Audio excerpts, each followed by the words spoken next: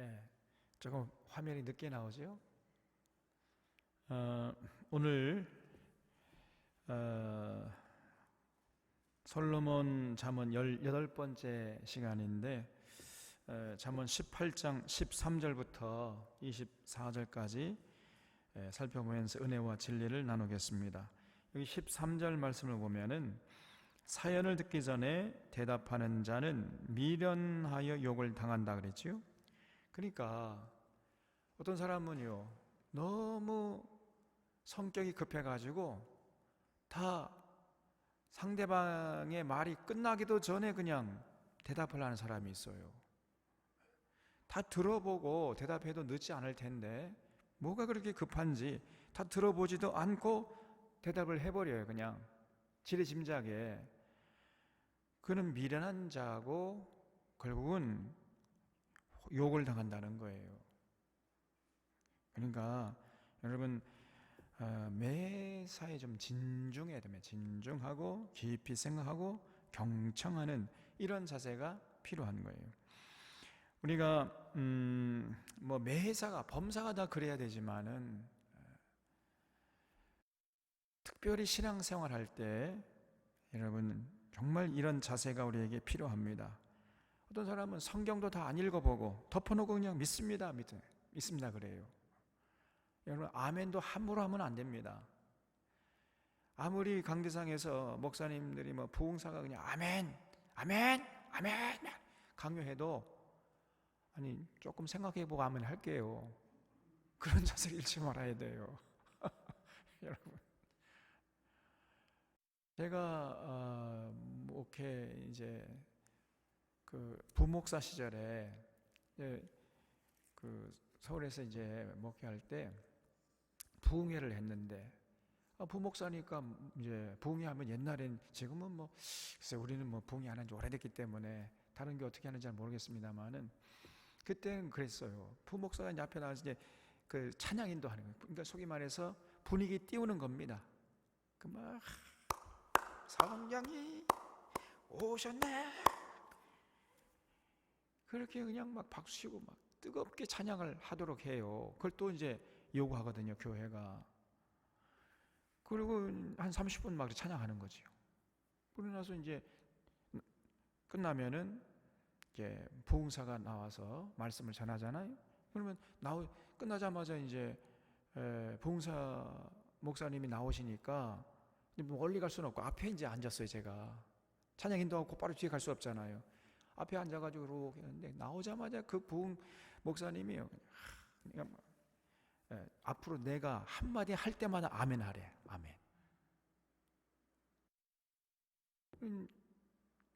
성도님들이 잘 아멘 안 하니까 막 우통을 벗어 적기더니 그냥 앞으로 내가 제수처 할 때마다 아멘을 하래 연습을 하고 훈련은 시키겠다는 거예요.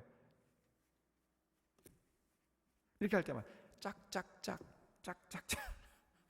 옛날에 그 응원단장이 앞에서 그랬잖아요. 그러면 그때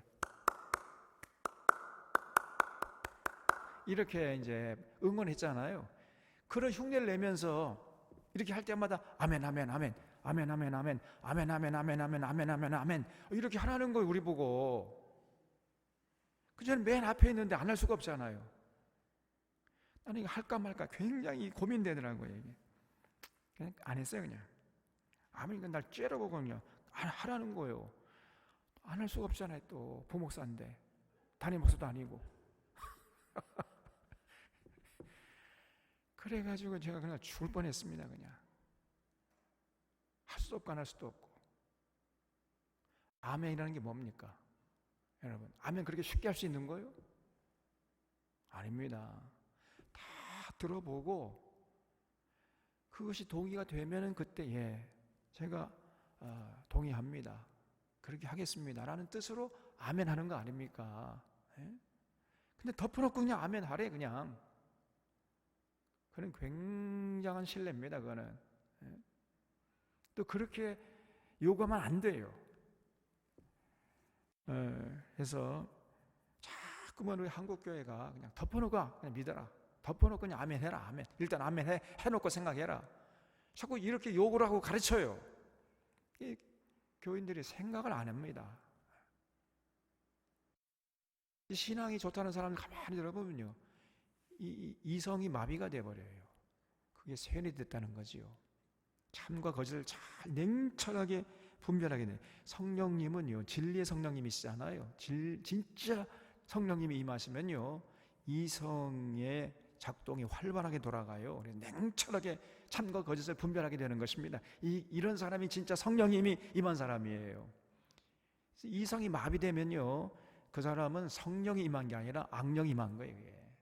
성령이 임한 사람은 여러분 잘 끝까지 잘 들어보려고 하고 잘 깊이 생각하고 얘기를 하는 거예요. 이게 중요한 겁니다. 그러면은 그런 사람은 지혜로운 사람이고 욕을 당하지 않을 수 있어요. 근데 자꾸만 그냥 덮어놓고 믿으래. 그냥 덮어놓고 아멘 하래요. 아닙니다. 우리는 펼쳐놓고 믿어야 할 줄로 믿습니다. 펼쳐놓고 아멘을 해야 돼. 펼쳐놓고 깊이 생각하고 다 들어본 다음에 동의를 하든지 말든지 그 다음에 대답을 하란 말이에요. 자꾸만 성격이 너무 급해요. 그냥 상대방의 말을 제대로 들어보지도 않고 말을 해버립니다. 자기 생각을 얘기해버려요. 그러다가 나중에 이제 아주 곤란한 상황에 빠지게 되는 겁니다. 그래서 앞으로 저도 제대로 하려면은 창세기부터 요한계시록까지 다 성경 강좌 들어본 사람, 그리고 이제 자기 말로 하나님의 하나님이 어떤 분이신지, 또 하나님께서 우리에게 요구하신 게 뭔지 이거를 설명할 수 있는 사람, 그런 사람에게 세를 줘야 된다. 그렇게 생각해요. 여러분 생각 어떻습니까? 아무에게나 세를 주면 안 돼. 그래서 그러면 이 사람 마음이 진짜 하나님이 어떤 분이시고 어떤 것을 우리에게 요구하시는지, 하나님의 뜻이 무엇인지 분별할 수 있는 능력을 어떻게 알 수 있느냐. 그래서 테스트를 해봐야 되겠다. 시험을 치러야 되겠다. 시험. 그래서 세례 받으려면요, 이제 우리 들고 푸른 샤론교회에서는 시험을 봐야 되겠어요. 한 100문장을 써가지고 100문제 문제를 내. 완전히 이거는 다 객관식이 아니고 주관식입니다. 자기 생각을 쓰도록. 그리고 글을 읽어보면 이 사람의 생각이 어떤지 다 드러나거든요. 그래서 앞으로 이제 세례 받을 사람은 이제 100문제 정도 제가 시험 문제를 내가지고 쓰도록. 그래서 80점 이상 맞아야 이제 세례 받을 수 있도록. 그런 시스템을 좀 만들어내야 되겠다. 어떻습니까? 네? 이정래 권사님 왜 고개를 흔들어요? 네? 어렵겠다고? 그 어려워야 돼. 조금요. 아무나 세례받게 하면 안 됩니다. 잘 다 들어봐요. 창세기 요한계시록까지 다 들어본 다음에 제가 하나님을 믿습니다. 그게 진짜예요. 그게 성경도 모르고 믿습니다. 믿을 수가 없어요. 그런 사람 다 들어보지도 않고 말을 해버려요. 제가 믿습니다 말을 하려면 창세기 적어도 요한계시록까지 다 들어봐야 돼. 신중하게. 그래서 요즘에 보면 사형리 그냥 요거 조금 그거 조금 이렇게 공부하고 믿습니다 그러면 세례 줘버리고, 그런 교회들이 대부분입니다. 그러니까 신앙의 수준이 굉장히 얄팍해요. 전혀 이 성경에 계시는 하나님은 모릅니다. 그러면서 하나님을 믿는다고 고백하니 결정적일 때 하나님의 뜻을 저버리는 거예요. 그래서 정말 창세기 요한계시록까지 성경 강좌를 통해 가지고 이 성경에서 계시하시는 하나님이 어떤 분이신지를 인격적으로 만나고, 그리고 자기 입으로 신앙 고백을 할 수 있는 사람, 그런 사람에게 세를 줘야 되지 않느냐 말이에요. 함부로 세를 남발하면 안 되겠다. 그런 생각이 목회하면 할수록 드는 거예요. 다 들어보고 얘기를 해라. 다 들어보고. 이것이 참 중요한 것 같습니다. 그래서 여러분 매사가 그래요. 우리 일상생활 속에서도 우리 삶의 현장에서 만나는 사람들 다 그 사람 말을 경청한 다음에 자기 생각을 말하도록 이렇게 해야 됩니다. 그런 자세를 잃지 말아야 돼요. 그래야 우리가 인간관계가 원만하고 그런 사람이 지혜롭고, 그래서 인간관계 속에서 화를 당하지 않을 수 있단 말이에요.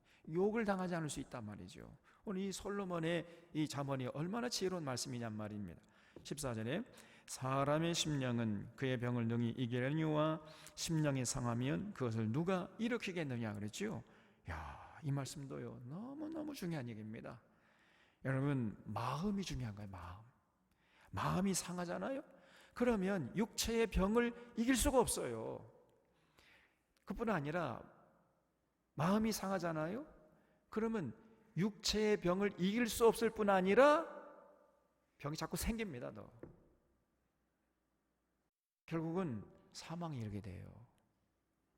심령이 상하면요 어떤 병도 이길 수가 없고, 결국은 더 병을 얻다가 중병이 되다가 결국은 거기서 헤어나지 못하게 되는 것입니다. 그래서 여러분, 마음이 상하지 않도록 관리를 잘해야 돼요. 이걸 심령 관리라고 해요. 심령 관리. 이거 정말 중요합니다. 그리고 그러기 때문에 또 상대방, 우리 이웃의 마음을 상하지 않도록 하는 게 이게 중요해요. 마음이 상하면은 그 상대방이, 내가 마음을 상한 그 상대방이 자기 병을 이기지 못할 거 아니에요. 그러니까 스트레스죠. 이걸 좀 과학적인 용어로 하면 스트레스, 전문 용어로. 이런 스트레스가 만병의 근원이잖아요. 만병의 근원, 스트레스가. 그래서 마음이 상하잖아요. 스트레스 받습니다. 그러면요 명력이 확 떨어져요. 그러면 조그만한 병도 이기지 못하고 또 큰 병이 쉽게 걸려버립니다. 그래서 그 병에서 헤어나지 못하고 죽어버리는 거예요. 그렇기 때문에 마음을 상하게 하는 것이 곧 그 사람을 죽이게 하는 살인과 같다. 이것처럼 무서운 겁니다. 절대로 상대방의 마음을 상하게 하는 이런 일은 해서는 안 된단 말이죠. 근데 대부분 이웃의 마음을 상하게 하는 것은 어떤 방법으로 상하게 하는 거죠? 뭘로 하는 겁니까? 말로 하잖아요. 말. 그래서 이 입의 말이 중요한 거예요. 입의 말. 그래서 이 잠언에 보면 끊임없이 입술의 말을 조심해라, 말 조심하라고 경계하고 있잖아요. 그 이유가 바로 여기 있습니다. 여러분, 말을 함부로 해가지고 이웃의 마음을 상하게 하잖아요. 그러면 그 이웃이 시름시름 앓다가 죽을 수가 있다니까. 말 한마디 잘못해서 이웃의 생명을 앗아가는 살인을 저질 수가 있어요. 여러분, 그래서 이 말의 폭력이란 말 있죠. 말폭력. 뭐 주먹으로 치는 것만 폭력이 아니라 사실은 이 언어 폭력, 이것이 더 큰 폭력입니다, 여러분. 언어 폭력. 그래서 이건 정말 조심해야 돼요. 말 조심하고, 입 조심하고, 또 글 조심하고. 이 기자들의 책임이 정말 중요한 거예요. 기자들 아무 글이나 막 써대요. 별로 신빙성 없는 그냥 추측성, 이걸 뇌피셜이에요. 요즘 말로 뇌피셜. 그래서 그런 기레기, 이제 요즘에는요 기레기에서 기덕이라 해요. 기덕이. 구덕이가 아니고 기덕이다, 이것들. 그런 식으로 하면서 먹고 사는 사람이 이 기생충들이지요. 사회의 기생충들. 그래서 여러분, 마음을 상하게 하는 말 절대로 교회에서는 하면 안 됩니다. 우리 믿음의 식구들끼리, 여러분, 세상에서 상처받고 위로받으러 교회 왔는데 교회에서 또 상처를 주면은 어디 가서 위로받겠습니까? 그래서 절대로 교회에서 우리 믿음의 식구들끼리 그 상처 주는 말, 이런 말을 하면 안 돼요. 그래서 교회는요 일 중심이 아니고 관계 중심입니다. 다시 말해, 일이 우선이 아니고 관계가 우선이에요. 그래서 어떤 관계를 깨트리면서까지 일을 추구한다는 것, 이것은 어리석은 짓이고 교회가 해서는 안 될 일입니다. 그래서 관계를 깨트리지 않는 선에서 일을 추구해 나가야 돼요. 관계를 깨트리면서까지 무슨 일을 하려고 하지 마세요. 그건 어리석은 것이단 말이에요.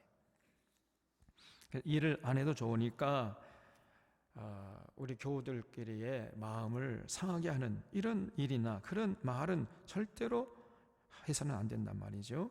이걸 꼭 우리가 기억해야 되겠습니다. 15절에 명철한 자의 마음은 지식을 얻고 지혜로운 자의 귀는 지식을 구하느니라 그랬죠. 그러니까 명철하고 지혜로운 자는요 끊임없이 지식을 얻으려고 하고 지식을 추구하려고 한단 말이에요. 그러니까 끊임없이 배우려고 하고 공부하려고 하는 거예요. 이런 사람이 결국은 명철한 사람이 되는 것이고 지혜로운 사람이 되는 거예요. 그 삶의 습관이 이렇게 중요합니다.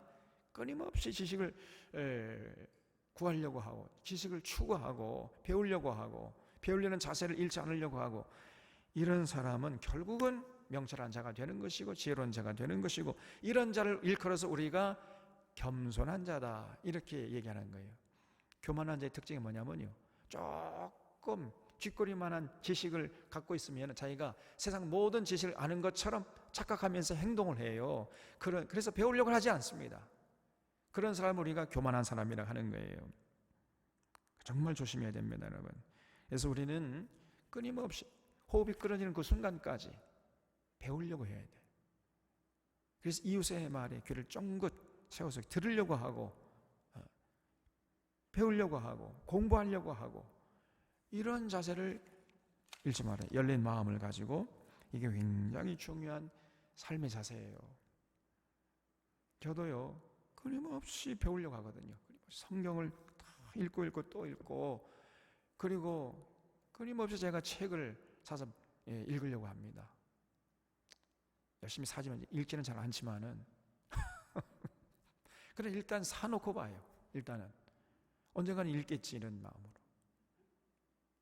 이 중요해요. 왜냐하면 배우려고 해요. 배우려고 하는 자세를 잃는 순간 교만하게 되는 겁니다. 교만의 특징은요, 배우려고 하질 않는 거예요. 그게 교만이라는 건 잊지 말고, 여러분 명철한 자, 지혜로운 자는 끊임없이 지식을 추구하고 지식을 구한다 그랬어요.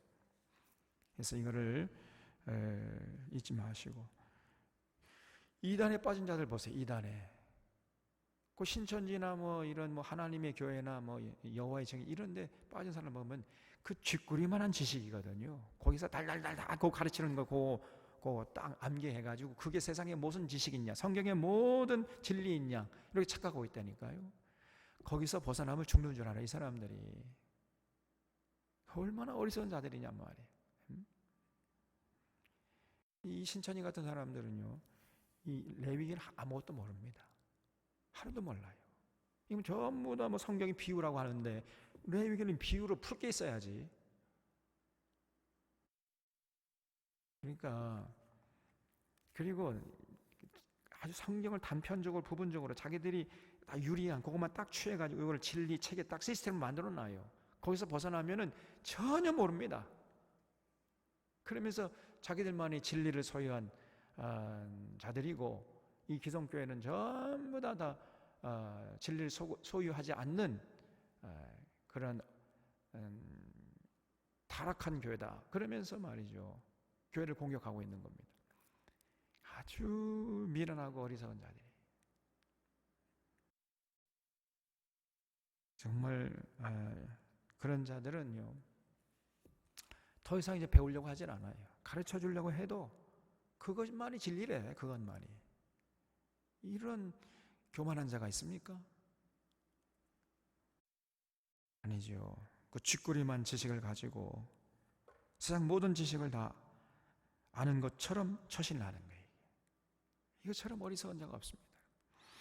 그래서 그런 자들 경계하고 멀리해야 됩니다. 16절에 사람의 선물은 그의 길을 넓게 하며 또 존귀한 자 앞으로 그를 인도하느니라 그랬죠. 그래서 여러분 이 선물이 중요해요. 또 선물이 인간관계에 참 필요한 것입니다. 이런 뇌물은 좋지 않은 거지요. 뇌물은 해서는 안 되지만은, 그러나 선물은 좋은 것이고, 선물은 인간관계에 마치 윤활유 같은 이런 역할을 하는 거예요. 그래서 여러분가 선물은 좀 주고받을 수 있어야 돼요. 그러나 뇌물은 주고받으면 안 되지요. 그래서 선물과 뇌물, 그럼 그 차이점이 뭐냐? 그걸 좀 구별할 수 있어야 되겠죠? 여러분 선물은요, 아무런 대가를 바라지 않고 그냥 드리는 거예요. 이게 선물이에요. 어떤 조건이 없고 대가를 바라지 않고 이웃에게 자기의 어떤 마음을 전달하고자 하는 수단으로 어떤 뭐 물질이라든가 어떤 뭐를 표시하는 거예요. 그것이 선물입니다. 거기에 비해서 뇌물이라는 것은 어떤 조건을 달고 어떤 대가를 바라고 어떤 물건이나 돈이나 뭐 이걸 주는 거예요. 그것이 뇌물입니다, 여러분. 또 지나치게 비싼 선물도 뇌물이 될 수 있어요. 그래서 선물할 때 비싼 선물, 이건 말이 안 됩니다. 선물하고 비싸다 하고는 이거는 같이 쓸 수가 없는 단어예요. 비싼 선물, 그게 뇌물입니다. 그래서 선물할 때는 상대방이 부담이 되지 않는 선에서 그냥 적당한 선물이 그것이 좋은 것이지, 비싼 금시계 같은 거 그걸 선물이라고, 그건 선물이 아니라 뇌물입니다. 그거는. 그래서 선물은 인간관계에 윤활 역할을 하고, 그래서 여기 보니까 솔로몬이요, 선물은 그의 길을 넓게 하며 또 존귀한 자 앞으로 그를 인도한다 그랬지요. 자, 이 선물을 잘하는 사람, 뇌물이 아니라 선물을 잘하는 사람, 그런 사람이 인간관계를 원만하게 해가지고 그런 사람이 높은 사람 앞으로 인도하면, 다시 말하면 그런 사람이 결국은 세상에서 성공한다는 거예요. 인간관계 원만하니까요. 그러나 뇌물, 그 선물이 뇌물이 되면 안 되죠. 근데 그 경계선상이 아주 모호해서 정말 여러분 지혜롭게 해야 됩니다. 뇌물과 선물, 이게 경계가 모호해요. 어떻게 보면 뇌물이, 어떻게 보면 선물이 될 수 있고, 정말 지혜롭게 해야 됩니다. 그래서 선물은 좋은 것이지만 뇌물은요, 뇌물하는 사람의 길을 망칠 뿐 아니라 뇌물을 받는 사람까지도 망치게 만들어요. 그래서 뇌물은 절대로 하면 안 됩니다. 뇌물. 내가 젊은 날 이제 군대에 들어가서 휴가를 나오잖아요. 휴가 갔다 이제 귀대할 때, 그 선임하사 또 뭐 이제 중대 그 뭐 내무반 뭐 선배 뭐 내무반 이제 병장 막 있잖아요. 병장, 그 다음에 뭐죠? 밑에? 군대 오래 갔다 오니 그것도 잊어버렸네. 상병, 일병. 근데 이병 때 휴가 나왔거든요. 이제 귀대하면서 이거 뭐 저 선임하서도 이제 기억나고, 또 우리 동기들이나 뭐 선배, 상병, 막 병장 선물할 것인가 말 것인가, 담배를 사갈 것인가 말 것인가, 이것이 문제로다. 고민을 많이 했어요. 그러다가 제가 사갔겠습니까? 안 사갔겠습니까? 예? 땡. 사갔어요. 아니 뭐 담배는 비싼 것도 아니잖아.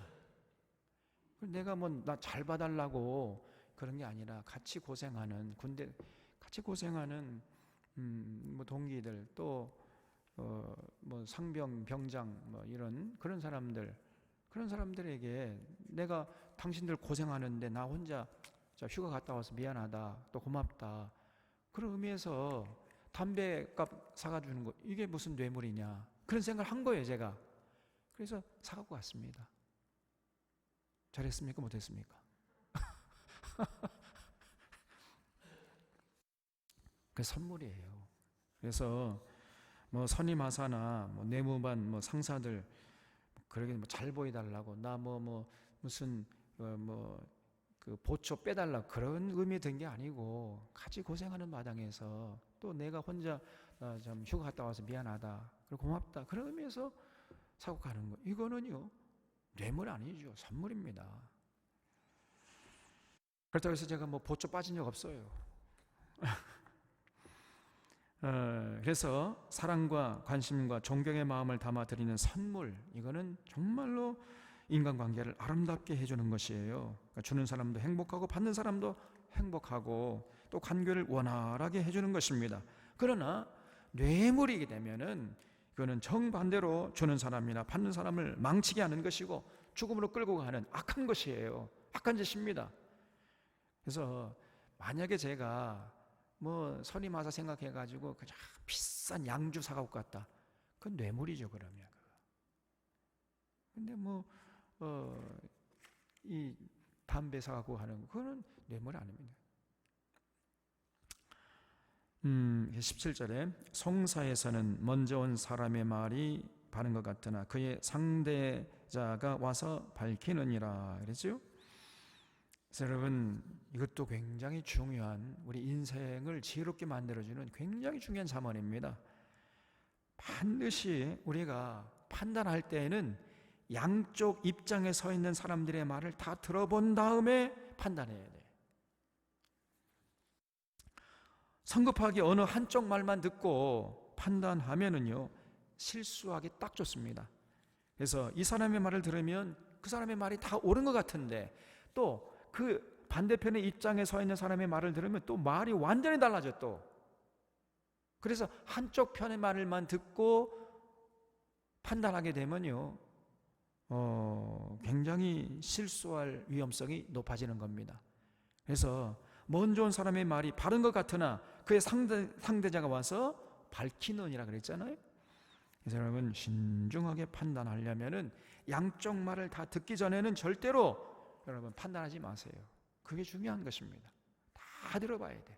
상대방 말, 그리고 이쪽 사람의 말도 들어보고 이쪽 사람 말도 들어보고 다 들어본 다음에 종합적으로 상황이 파악할 때 그때 판단하는 거예요. 그래도 늦지 않습니다. 언제나 그런 자세를 잃지 말아야 돼. 어느 한쪽 편에 딱 치우치는 순간에 이 사람 실수할 가능성이 굉장히 높아지는 것입니다. 절대 그런 어리석음을 범하면 안 돼요. 그래서 이 17절, 여러분 이 말씀을 우리 늘 마음판에 새겨야 돼. 먼저 온 사람의 말이 바른 것 같으나 상대자가 와서 밝히느니라 그랬어요.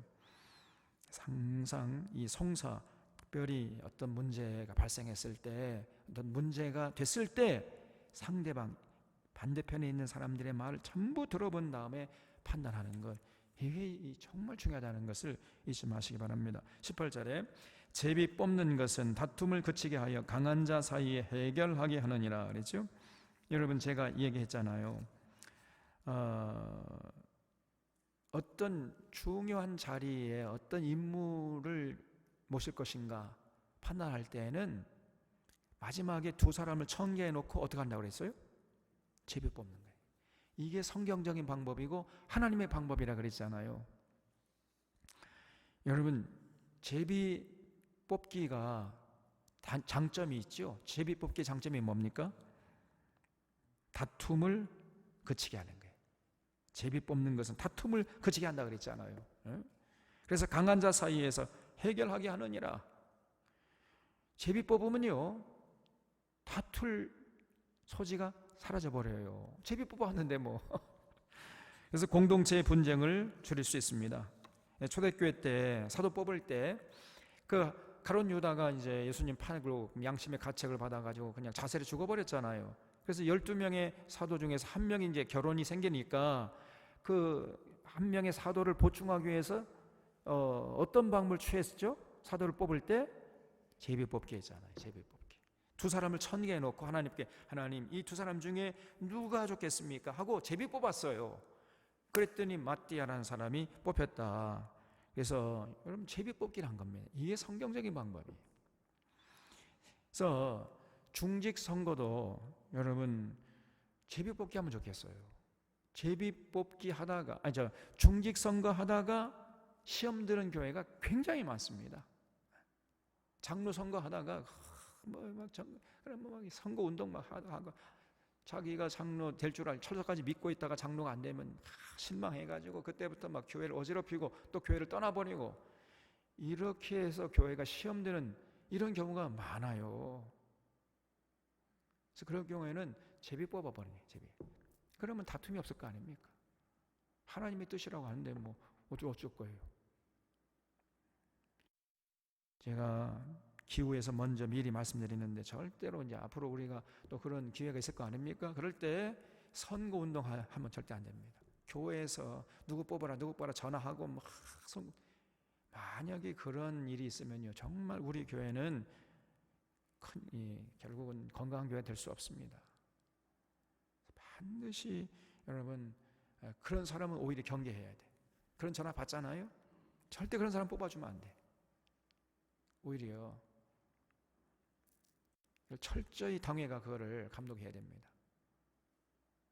그리고 제 생각에는 2사람 정도 이렇게 천거해가지고 2사람 정도 우리 교인들이 이렇게 이제 공동회에서 2사람 정도 이렇게 딱 뽑아놓고 그러니까 예를 들어서 이제 2배수 공천이죠. 2배수 공천 해놓고 제비 뽑는 거예요.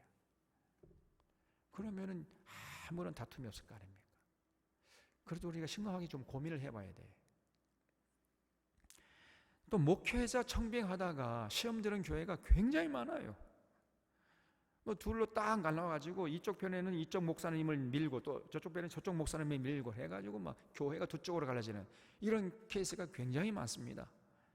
그럴 때는 어떻게 하는가? 2사람을 청구해놓고 하나님께 기도하고 제비 뽑아. 하나님이 결정해 주십시오. 그렇게 하는 거죠. 그렇게 하는 교회가 여수에 어느 교회가 있습니다. 그래서 담임 목사 청빙할 때 교인들이 이제 2사람은 딱 이렇게 천거를 해요. 교인들이 이제 공동회에서 다 이제 뭐 여러 가지 다 뭐 청빙 절차를 거쳐가지고 2사람 딱 천거해 놓고 하나님께서 결정해 주십시오 하고 제비를 뽑아가지고 그 뽑힌 사람이 담임 목사로 취임하는 이런 경우가 있었습니다. 그 경우가 평안하게 교회가 잘 되고 있어요. 그래서 그런 것도 우리가 좀 고민을 해야 돼. 여러분 노회장, 총회장 선거할 때도요. 제가 진짜 바라는 거는 제비 뽑아야 돼. 지금 노회장 선거한다 그러면요. 선거운동이 이게 장난이 아닙니다. 또 총회장, 선거운동이 장난이 아니에요. 이게. 총회장 되려면 우리 통합체계 총회장 되려면요. 억소리가 납니다. 그냥 억해요 그냥. 그 돈이 다 어디서 나는 겁니까? 목회자가. 에? 억도 이 보통 단위가 억이 아니에요. 보통 단위 억이 아닙니다. 이게 몇십억 대가 돼요. 그냥 전국에 있는 총대들 다 대접하고 뭐 그냥 거마비 주고 점심살 먹이고 또 정치꾼들이 있어요. 또 총회 안에. 그래서 이런 사람들이 자꾸 와서 또 돈 얼마 요구하고 막 이러다 보면은요 이 총회장 후보로 나온 사람들이 굉장히 많은 돈을 씁니다. 그 전부 교인들의 헌금이거든요. 거기에 이런 일들을 하나님의 이름으로 자행하고 있는 겁니다. 지금. 그래서 총회도요 제비 뽑기 해야 돼. 총대들이 이제 2명 정도 청구해 놓고 제비 뽑으면은 뭐 자기가 될 줄도 될지 안 될지 모르는데 선거운동 하겠습니까? 이런 것부터 좀 정화해 나가야 됩니다.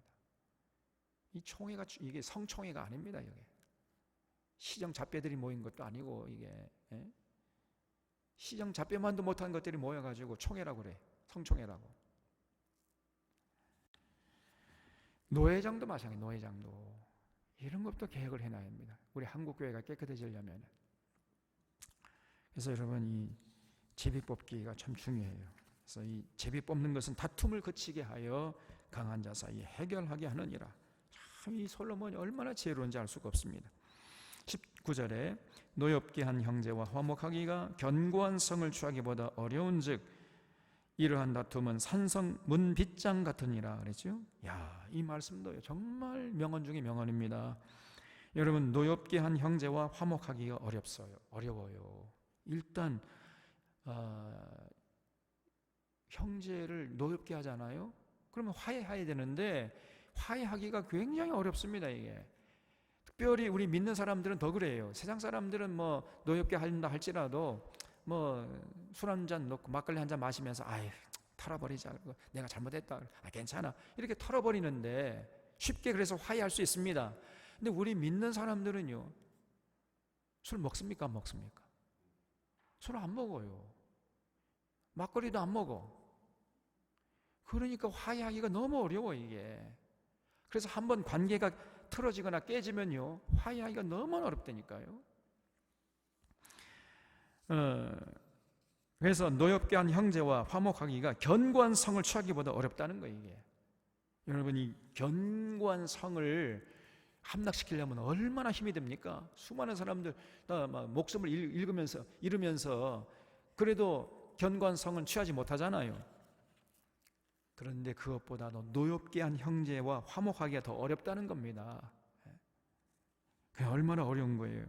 그래서 다툼은 그렇게 해서 형제와 다툰다는 것은요, 산성문빗장 같다 그랬어요. 산성문빗장 한번 딱 닫아버리잖아요. 그럼 그 열려면 얼마나 힘이 듭니까 그거. 장정 몇 사람이 끙끙대야 그 문빗장, 산성문빗장, 그 성문 말이죠. 문을 닫고 열으려면 그 얼마나 힘들어요. 일단 다투잖아요. 그러면 그 상대방의 마음이 닫혀버려요. 그 닫혀진 문을 다시 열려면은 굉장히 힘이 든단 말이에요. 그래서 절대로 형제를 노엽게 한다거나 갈등에 빠지거나 싸우는 것, 이것은 정말 어리석은 일이라는 거예요. 그래서 해서는 안 된단 말이죠. 특히 믿음의 형제들은 더욱 그러합니다. 아까 말씀드린 대로 한번 믿음의 형제들은요, 세상 사람들은 싸우기도 잘하고 화해도 잘해요. 왜냐면 막걸리 먹으니까. 그런데 우리 막걸리 못 먹잖아요. 화해가 안 돼, 한번 싸우면요. 예.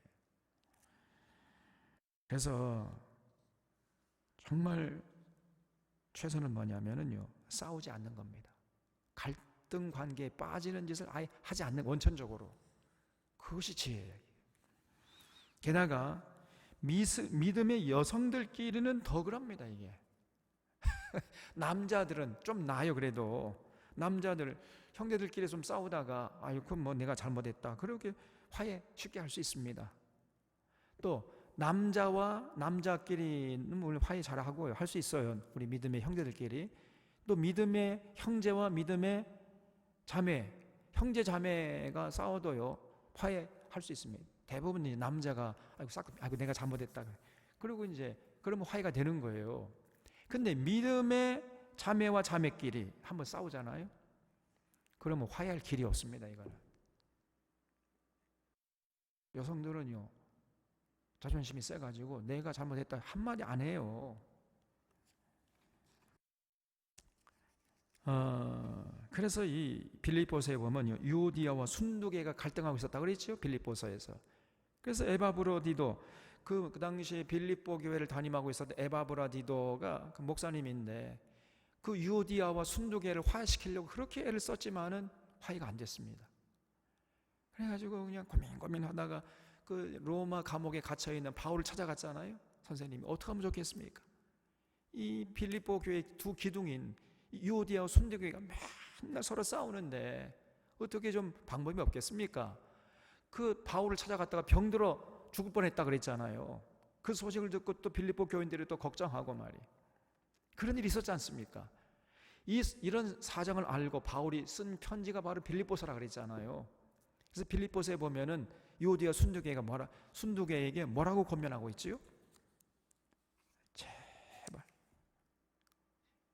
제발 이게 그 당시 좀 강조하면 지발 좀 싸우지 말고 마음을 같이 하고 같은 마음으로 한 뜻을 품고 주님을 섬겨다오, 이렇게 편지를 썼잖아요. 그게 빌립보서라 그랬지 않습니까? 그래서 여러분, 관계가 한번 깨지면요 회복하기가 너무 어렵습니다. 우리 믿는 사람 교회 안에서. 그래서 최선의 방책은 뭐냐, 아예 관계가 깨지는 걸 원천적으로 봉쇄하는 거예요. 관계 좀 갈등 관계에 빠지려 아예 그냥 내가 져주고 말아요. 그냥 지는 게 이기는 거잖아요. 내가 져주는 게 그럼 하나님이요 그 사람 망해, 절대로 오히려 그 사람을 더 복을 주시는 겁니다. 그래서 어떤 갈등 관계에 빠지거나 무슨 다투고 뭐 이해관계 속에서 뭐 다툴 일이 있으면요 그냥 내가 손해보고 내가 져주고 말아요. 그냥 그것이 성수가 믿음의 사람이고, 그런 사람을 하나님이 기억하신단 말이에요. 그리고 어쩔 수 없이 이제 싸우게 되는 상황이 되어버리면요, 예수님 뭐라고 그랬죠? 해지기 전에 빨리 형제와 화해하라 그랬죠. 그래서 어떤 마음에 어떤 나쁜 감정을 품고 밤을 맞이하지 말라는 거예요. 왜냐하면 만약에 기간이 길어지게 되면요 이제 점점 화해는 틀려버리는 거예요. 이게 아주 어리석은 겁니다. 그러니까 절대로 해지기 전에 빨리 형제와 가서 화해하고 밤을 맞이해라. 예수님 말씀은 예배 드리기 전에 형제와 싸운 일이 생각나거든 빨리 가서 먼저 뭐라 그랬어요? 화해하고 와서 예배드려라. 그렇게 예수님께서 가르쳐 주셨지 않습니까? 이걸 여러분 신중하게 생각해야 돼요. 절대로 마음속에 꽁 하고 그렇게 갖고 있으면 안 돼요. 그래서 이 갈등 기간이 오래 지나면 지날수록요, 거의 화해는 불가능합니다. 그러면 평생 거기서 헤어나지 못하다가 결국은 하나님의 책망받는 인생이 될 수밖에 없어요. 그건 아주 어리석은 것입니다. 이게 돌아보면 아무것도 아닌 문제야, 사실은. 그거 가지고 그냥 서로 서운한 감정을 품고 있다가 나중에 그게 굳어버려요. 그럼 마음에 생치가 남아요. 그러면 마음이 굳어지고 마음이 완악하게 되고 심령 경화에 걸린다 그랬잖아요. 그런 사람은 이제 점점 천국이 멀어지는 겁니다. 여러분, 이 중요한 얘기예요. 그러나 여러분, 형제와는 화목해야 되죠. 싸우지 말아야 돼요. 그러나 마귀와는 어떻게 해요? 마귀 생명 걸고 싸워야죠. 마귀하고는. 마귀와 화해한다? 이 말이 안 되잖아요. 마귀하고는 화해할 수 없어요. 싸워야 되죠. 끝까지 단호하게 싸워야 되지만은 절대로 형제와는 싸우면 안 됩니다. 그래서 예배드리기 전에 먼저 화해하고 와서 예배드려라. 예수님의 가르침을 꼭 마음에 새기고 실천할 수 있기를 바랍니다. 20절에 사람은 입에서 나오는 열매로 말미암아 배부르게 되나니 곧 그의 입술에서 나는 것으로 말미암아 만족하게 되느니라 그랬죠. 이 구절도 말의 중요성을 강조하는 구절이죠. 다른 번역본을 보면요, 이렇게 번역되어 있어요. 입을 잘 놀리면 단 것을 실컷 먹고 입술을 잘못 놀리면 쓴 것을 들이키게 된다. 이렇게 되어 있어요. 그러니까 이 말이 중요하다는 겁니다. 말. 근데 여러분, 말을 잘하려면 뭘 해야 돼요? 마음이 건강해야 돼. 말은 마음의 거울이기 때문에. 그래서 마음속에 아름다운 생각, 건강한 가치관이 자리 잡고 있어야 아름다운 말, 생명의 향기가 그윽한 말을 할 수가 있게 되는 것입니다. 그래서 마태복음 12장 35절 이하를 보면은 선한 사람은 그 쌓은 선에서 선한 것을 내고 악한 사람은 그 쌓은 악에서 악한 것을 내느니라. 이렇게 예수님이 말씀했습니다. 내가 너에게 이르노니 사람이 무슨 무익한 말을 하든지 심판날에 이에 대하여 신문을 받으리니 너의 말로 의롭다함을 받고 너의 말로 정죄함을 받으리라 그랬어요. 그래서 그 사람이 입에서 나오는 말을 잘 들어보면요, 그 사람의 마음 상태를 알 수 있습니다. 그 사람의 입에서 나오는 말이 그 사람의 마음속의 모습이라니까요. 악한 말을 자꾸 하고 막 심한 거친 욕을 하고는 그 사람 마음이 악하다는 거예요. 분명한 겁니다. 이거는 늘 위로하고 격려하고 칭찬하고 높여주고 상대방을 이렇게 세워주고 그런 사람은 그 속 마음이 건강하다는 증거예요. 틀림없는 것입니다. 그 마음에 쌓은 것이 입으로 나오는 것입니다. 그래서 언제나 여러분, 우리가 정말 관심을 갖고 애써야 되는 것은 마음 관리, 심령 관리, 마음속에 아름다운 생각, 건강한 생각을 쌓아 놓으려고 자꾸 해야 돼요. 그래야 그런 건강한 마음에서 창조적인 말, 긍정적인 말, 공동체의 덕을 세우는 말, 위로하고 격려하는 말, 칭찬하는 말, 이웃을 높여주는 말, 이런 말들이 자기도 모르는 사이에 나오게 되어 있는 것입니다. 그래서 여러분, 우리 사랑하는 샤론의 교우들은 그런 말들 잘 좀 구사하는 자들이 되어 주시기를 주님의 이름 부탁을 드립니다. 그래서 이 예수님을 마음에 품고 살아가는 이런 사람들이 공통적으로 잘 하는 말이 있죠. 이걸 우리가 천국 방언이라고 그러지요. 그 천국 방언 중에 중요한 말인데, 미안합니다, 또 참 잘했습니다, 감사합니다, 그리고 사랑합니다.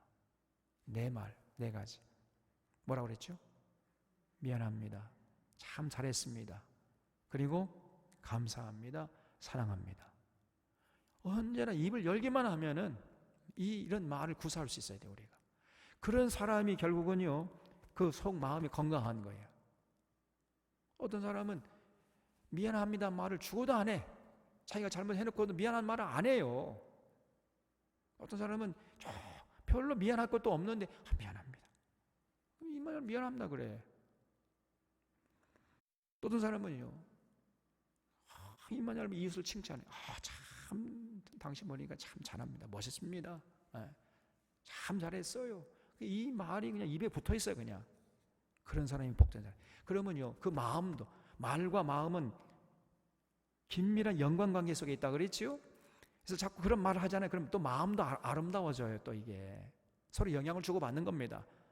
마음과 말이. 그래서 항상 칭찬하려고 그래요. 참 잘했습니다. 아유, 멋있습니다. 이런 말을 즐겨하는 사람은 그 마음이 건강하다는 얘기예요. 또 감사합니다. 매일 감사하다. 그냥 별로 감사할 것도 없는 것 같은데 감사하다고 말이 나와요. 항상 입에서. 어떤 사람은 넉넉히 감사해야 할 상황인데도 죽었다 깨어나도 감사한 말을 안 해. 감사하다는 말을 안 합니다. 그럼 벌써 그 심령이 병든 거예요. 이게. 항상 여러분 감사합니다. 참 잘했습니다. 참 미안합니다. 또 사랑합니다. 주님의 사랑으로 사랑합니다. 늘 이런 말을 입에 달고 살아야 돼. 그래서 우리 가정에서나 직장에서나 교회에서나 삶의 현장에서 이런 말을 자주 하려고 애를 쓰십시오.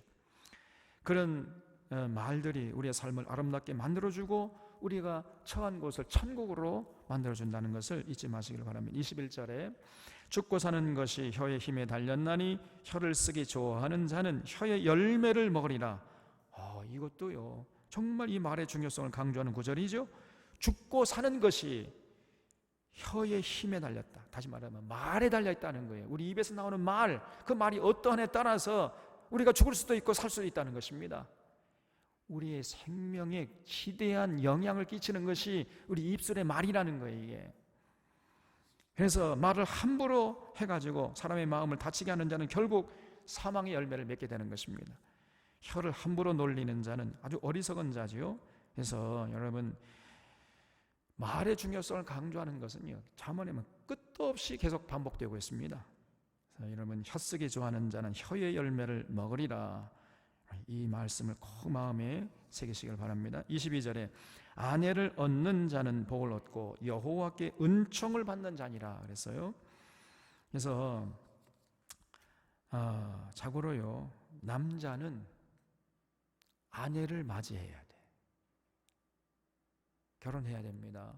결혼하되 아내를 잘 맞이해야 됩니다. 이게 하나님의 최고의 은총이에요. 아내가요, 최고의 하나님의 선물입니다. 두 장로님만 아멘 하시네.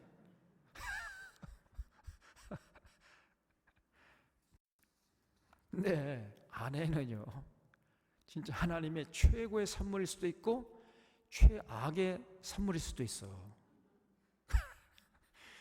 그래서 여러분, 아내들이 잘 아셔야 됩니다. 지혜롭고 착하고 마음 씀씀이가 넓고 그리고 경건하고 이런 아내를 맞이하는 그런 남자는요, 하나님에게 최고의 선물을 받은 거예요. 반대로 그냥 이세벨이나 아달랴 같은 뺑덕 어멈보다 더 악한 여자를 아내로 맞는 이런 남자가 있어요. 최고로 불행한 자입니다. 하나님에게 최악의 선물을 받은 거예요. 그냥 사치하고 규모 없이 살고 자기 중심적으로 자기만 알고 그저 어렵고 힘든 사람들 함부로 무시하고 갑질해대고 이런 아내를 맞이한 사람은요, 날마다 지옥을 맛보며 살아갈 수밖에 없습니다. 그래서 여러분, 부모님 잘 만난 것 이상으로 아내 잘 만나는 것이 중요해요. 여러분, 왜냐하면 부모님과는 조금 살다가 결국은 헤어지잖아요. 근데 아내와는 죽을 때까지 같이 살아야 돼. 그래서 그렇게 참 아름답고 선하고 착하고 마음씀이 넓고 경건한 이런 믿음의 아내를 만나는 것처럼 행복한 남자도 없는 것이고, 반대로 그런 악처를 만나는 것처럼 불행한 남자가 없는 것입니다. 이 여자도 마찬가지예요. 여자도 남편을 잘 만나는, 이게 똑같은 얘기입니다. 남편을 잘 만나는 것처럼 복된 일이 없는 것이고, 거지 같은 남편을 만나는 여자처럼 불행한 여자도 없는 거예요, 이게. 그래서 우리가 늘 기도할 때 하나님 평생 배우자, 평생 반려자를 잘 만나게 해주십시오. 기도를 해야 됩니다, 여러분. 또 우리 자녀들이 하나님 좀 배우자 잘 만날 수 있도록 늘 여러분 기도하셔야 돼요.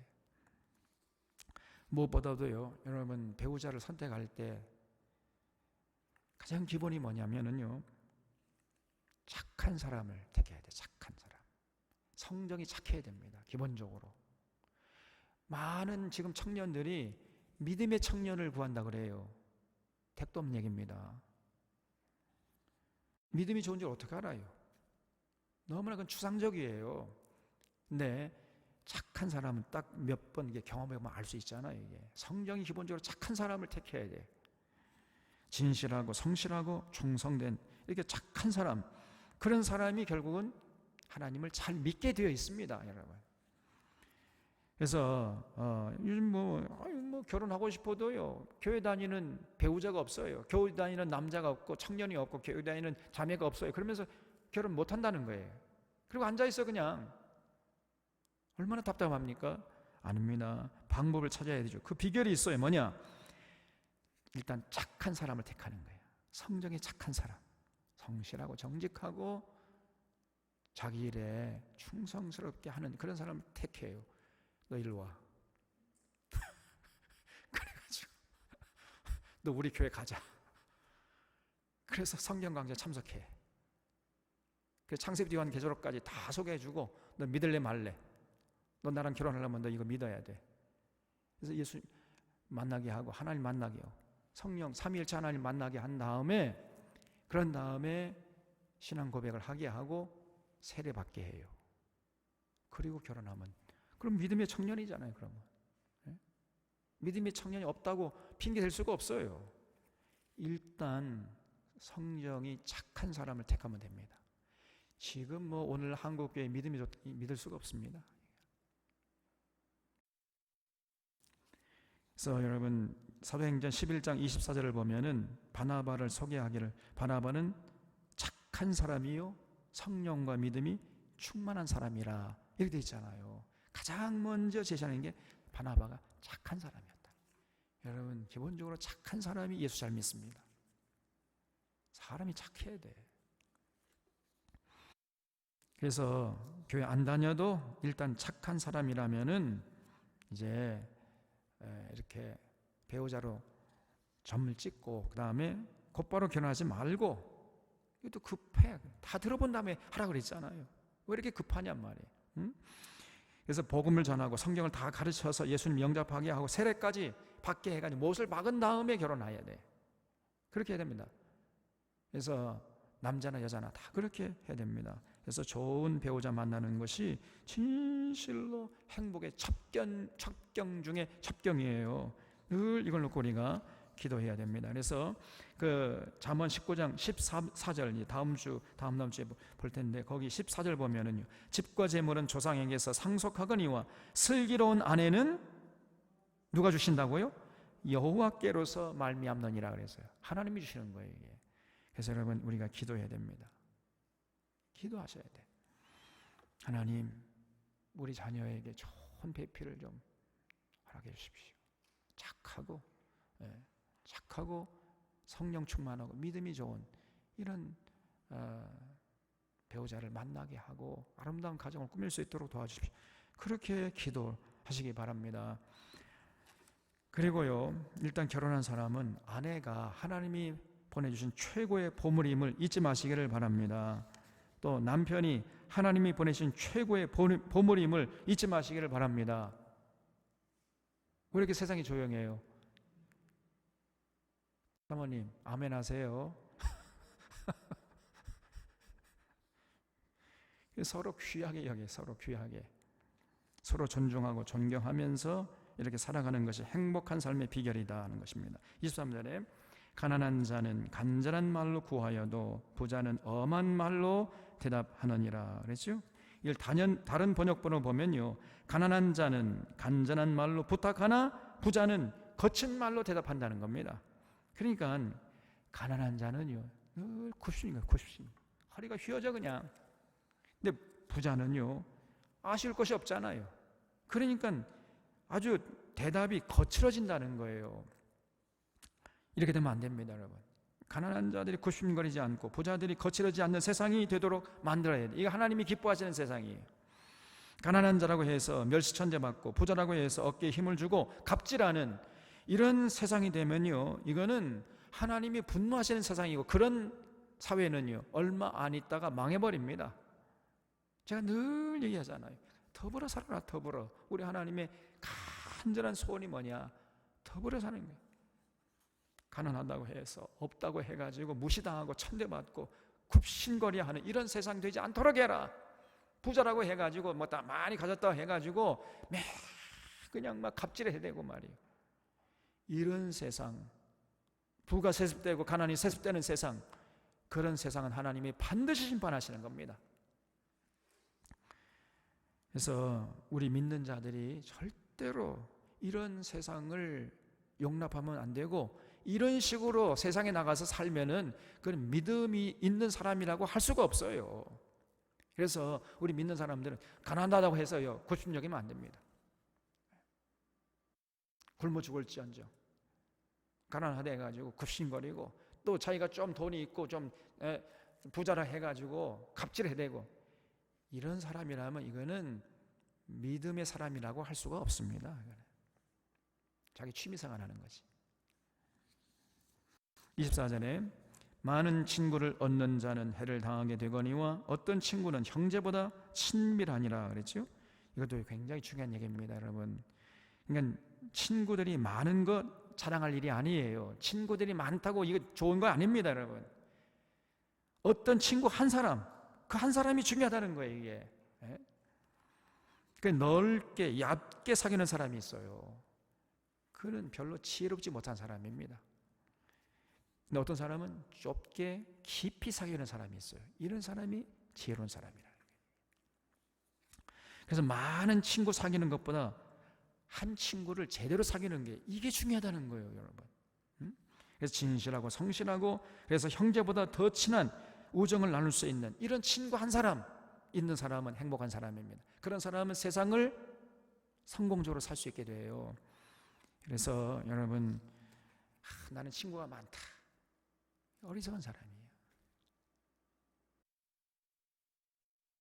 정말로 그렇게 많은 친구를 사귀는 사람 보면요, 진짜 그 어려울 때에 그 친구를 위해서 목숨 바친 그런 진한 우정을 나누는 친구 한 사람도 없습니다.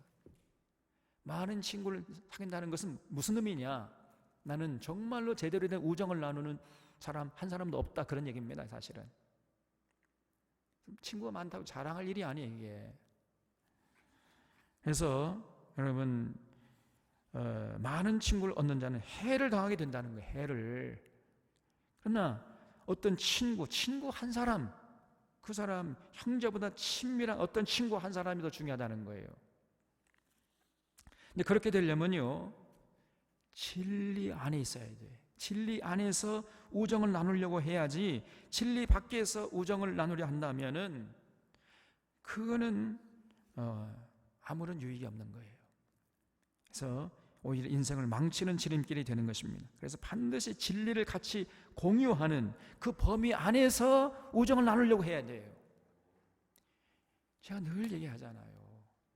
세상의 이해관계로 그래서 뭐 죽고 못 산다고 간이라도 빼줄 정도로 그렇게 하다가도요, 이해관계 깨지면 돌변해버립니다. 원수관계 모드로 들어가 버려요, 그냥 갑자기. 그런 사람들이 너무나 그래서 땅을 치고 후회하는 사람들이 많아요. 그러나 평소에 진리 안에서 같이 진리를 공유하는 그런 선상 안에서 우정을 나누려고 하는 그런 사람은요, 비록 친구가 많지 않다 할지라도 위기의 순간에 진정으로 함께하는 그런 친구를 소유하게 되는 거예요. 그래서 반드시 진리를 같이 공유하는 그 범위 안에서 우정을 나누려고 해야 돼. 이것이 정말 중요한 것입니다. 그래서 마음을 터놓고 깊이 고민하고 그런 고민을 나누고 선한 일을 함께 해나가기도 하고, 이렇게 살아가려고 하는 진한 우정을 나누는 친구 한 사람 있는 사람은 세상을 넉넉히 이길 수가 있는 것입니다. 우리 산운의 교우들이 서로서로 이런 아름다운 우정을 나누는 친구들이 되어 주시기를 주님의 이름으로 부탁을 드립니다. 함께 기도하도록 하겠습니다.